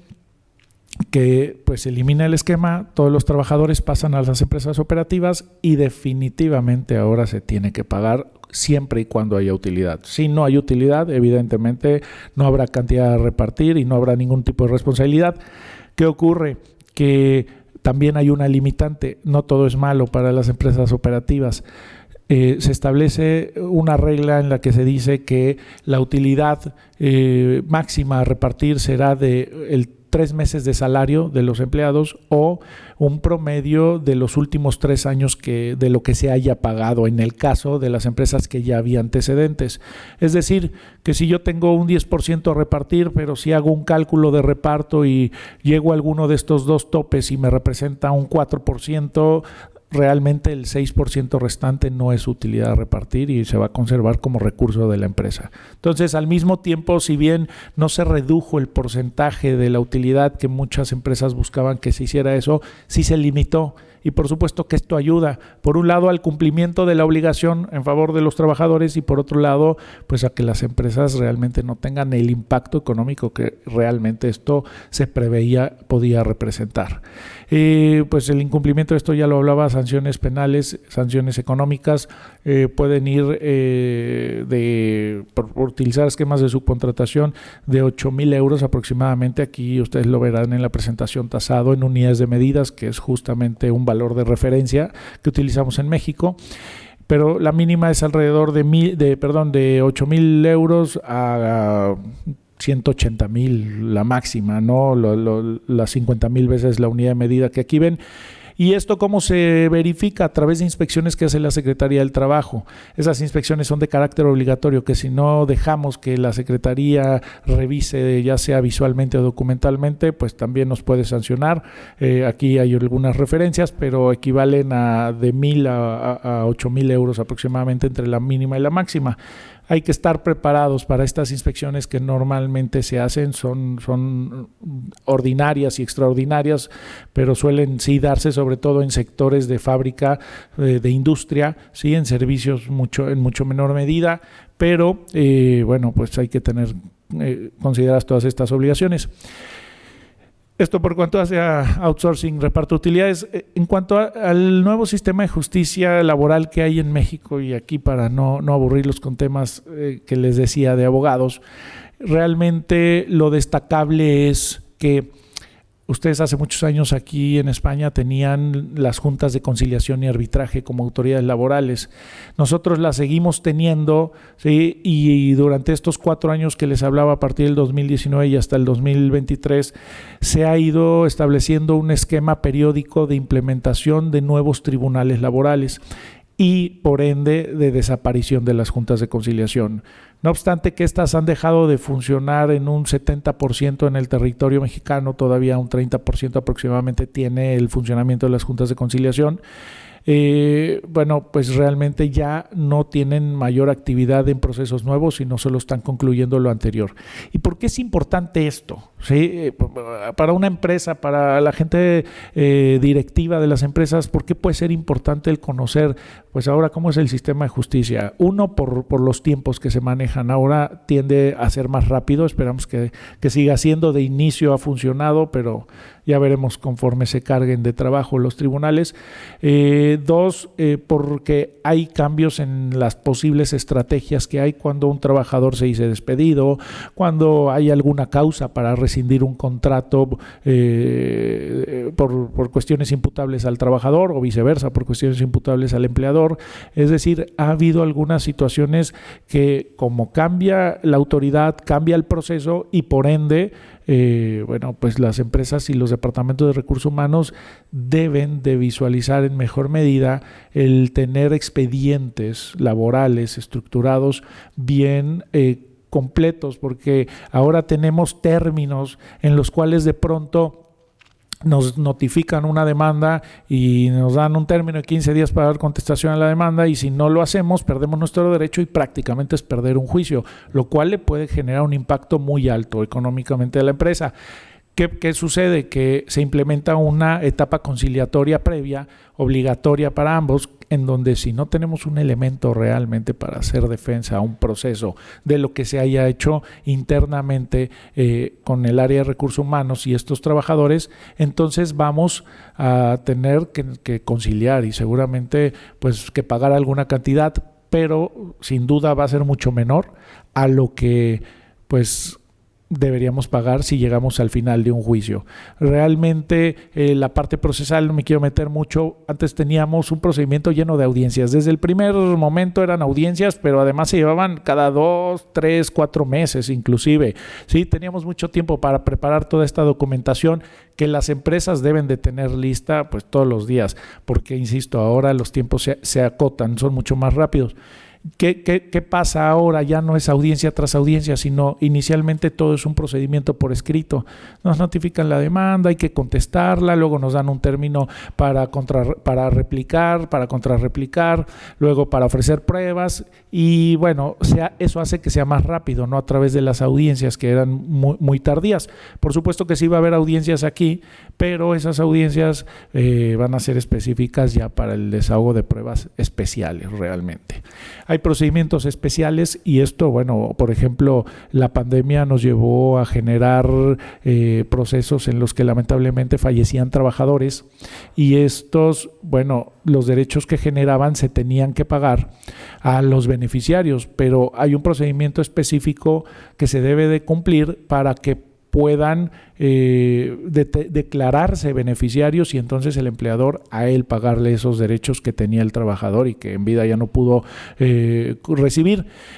Estos procedimientos todavía son más rápidos, entonces volvemos a la misma situación de tener todo listo, porque en lugar de tener 10 días para contestar una demanda tenemos 5 días y si no lo hacemos pues corremos riesgos de ser sancionados, ¿no? A un penúltimo tema en el cual pues a lo mejor me tengo un poco más antes de llegar al final, es el tema de los sindicatos. ¿Sí? Seguramente ustedes han escuchado muchas cosas de los sindicatos en México. Esta situación pues hace muchos años sí era un poco pues no sé, de mayor preocupación, pero ahora es pues más controlada, no por eso no lo debemos de tomar en cuenta, es una situación que debemos considerar desde el inicio de la implementación o de la implantación de una compañía, ¿sí? ¿Y qué ocurre? Se crean nuevos procesos básicamente a través de votaciones de los trabajadores para que estén involucrados con el sindicato. Anteriormente, seguramente ustedes escucharon los sindicatos de protección, contratos de protección o sindicatos blancos. Estos sindicatos pues, lo que hacían era llegar a un arreglo con el patrón directamente sin meter a los trabajadores y a lo mejor los trabajadores nunca se enteraban que había un contrato colectivo. No por eso quiero decir que no se respetaban los derechos de los trabajadores, esto se hacía dependiendo cada empresa, pero lo que busca esta reforma es que cualquier decisión que tome la empresa y el sindicato sea respaldada por la votación de la mayoría de los trabajadores. Entonces ya no vamos a poder tener sindicatos blancos porque los trabajadores tienen que estar enterados y este procedimiento que ustedes ven en las láminas denominado legitimación de los contratos colectivos de trabajo no es otra cosa más que un proceso único que se va a llevar a cabo con motivo de la implementación de esta reforma para que los trabajadores de cada empresa voten si están de acuerdo con sus contratos o no. Esto en un periodo máximo a mayo del 2023. Contrato que no sea votado quedará sin registro y por ende la empresa quedará sin contrato colectivo y como consecuencia de ello vulnerable a que si un día los trabajadores se agrupan y desean un nuevo contrato colectivo puedan traer a un sindicato que la empresa ni conozca. Entonces aquí mucho la recomendación de nosotros es anticiparse, verificar si los trabajadores tendrán contrato colectivo, invitar un sindicato, digamos que sea amigable, que no sea de ideas radicales locales y con el cual pueda haber buena comunicación. Creo que si nos anticipamos en esa parte, la relación colectiva con los sindicatos, con los trabajadores, va a funcionar muy bien, ¿sí? Muchos sindicatos hoy día pues han recapacitado en su forma de conducirse de aquellas viejas tradiciones donde solo era un pedir a la empresa y sin importar su estabilidad.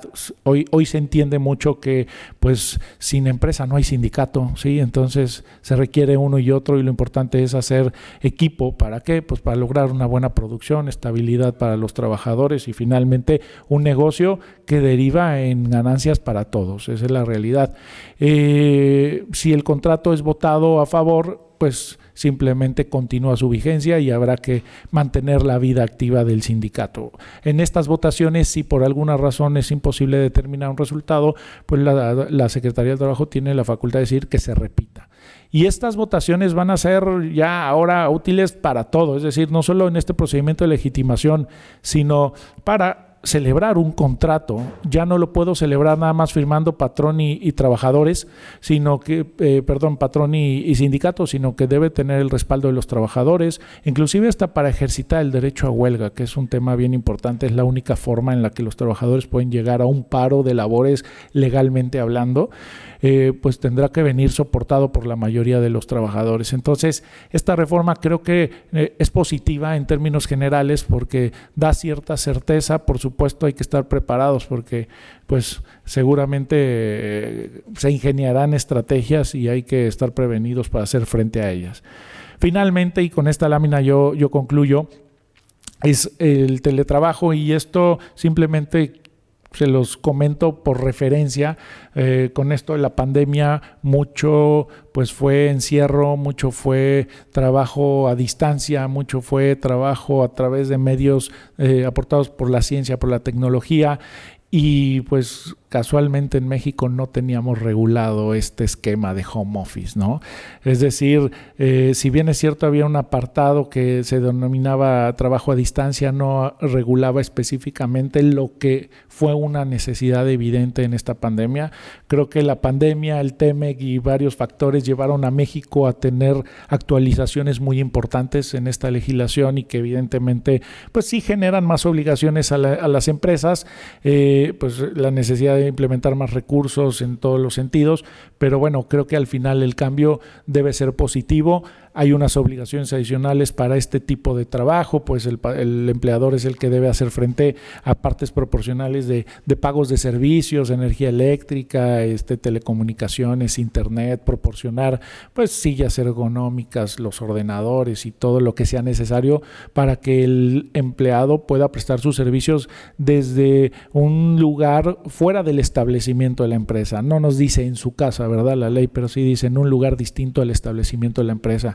Este tipo de obligaciones que bueno, se deben documentar perfectamente y evidentemente pues llevar controles y registros de todas estas herramientas que se dan a los trabajadores para que en caso de que haya una inspección de la Secretaría del Trabajo haya forma de acreditar y evidenciar que se está cumpliendo con este tipo de obligaciones. Inclusive en el último punto de esta diapositiva ustedes pueden ver que dice el respetar el derecho a la desconexión al término de la jornada, porque suele pasar que ahora con los medios electrónicos pues salimos del trabajo, apenas vamos en el transporte de regreso a casa y seguimos trabajando, y llegamos a casa y seguimos trabajando, y entonces realmente pues esto va en función de lo que también ustedes aquí conocen como factores de riesgo psicosocial, que no sea una presión extrema el trabajo para los empleados fuera de su jornada laboral. Entonces todo esto pues ya está debidamente regulado y creo que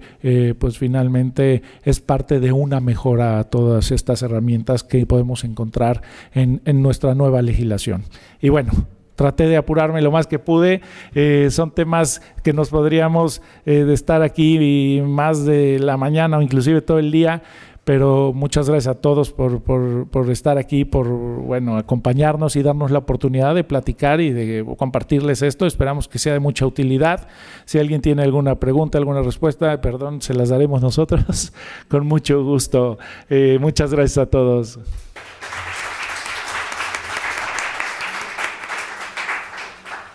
Bueno, pues efectivamente ha sido una sesión muy intensa y con información concreta que creemos que es importante que las empresas a las que sin duda queremos apoyar para que os implantéis en México, y estamos intentando montar todos los instrumentos que están en nuestra mano para que así sea, pues seáis conscientes de lo que, bueno, pues lo que va a llevar consigo, y sobre todo seamos conscientes de que hay que hacerlo bien y hay que hacerlo bien desde el principio, ¿no?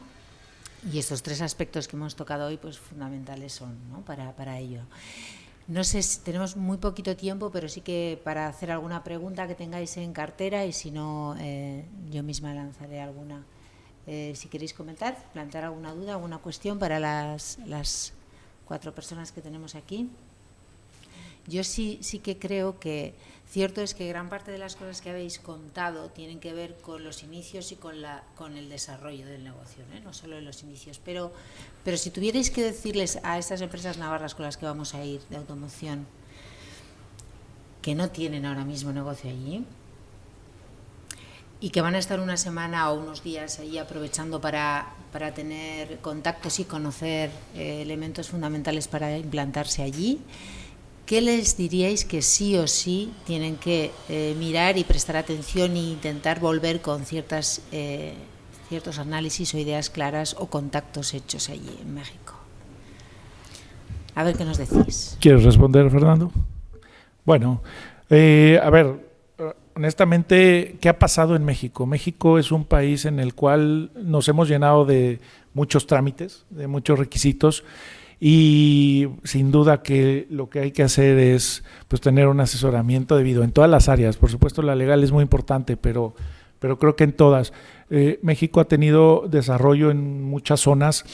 La zona del Bajío, que es la zona de Querétaro, sin duda se ha desarrollado muchísimo por esa ubicación estratégica. Es el paso directo hacia Estados Unidos y muchas empresas lo utilizan. Entonces, es buscar la ubicación, la accesibilidad, por supuesto, el asesoramiento adecuado para que puedan cumplir con todas estas obligaciones. Si bien es cierto que tal vez pensamos, oye, todos estos requisitos los que se deben cumplir, tampoco es que sean de imposible cumplimiento. Es fácil, solo hay que hacerlo. Entonces creo que yo diría principalmente factores de esta naturaleza, mucho también dependiendo el giro de cada uno, la ubicación con la proveeduría, ¿no? De pronto nosotros nos piden que ubiquemos desde el sitio en el cual se va a instalar una empresa y buscamos oportunidades, inclusive lobbying con los gobiernos para ver qué apoyos pueden dar, qué incentivos, eso se puede dar.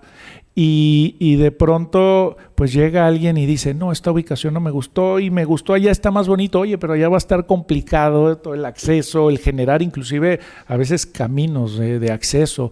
Bueno, si se quiere hacer de esa forma, se puede hacer.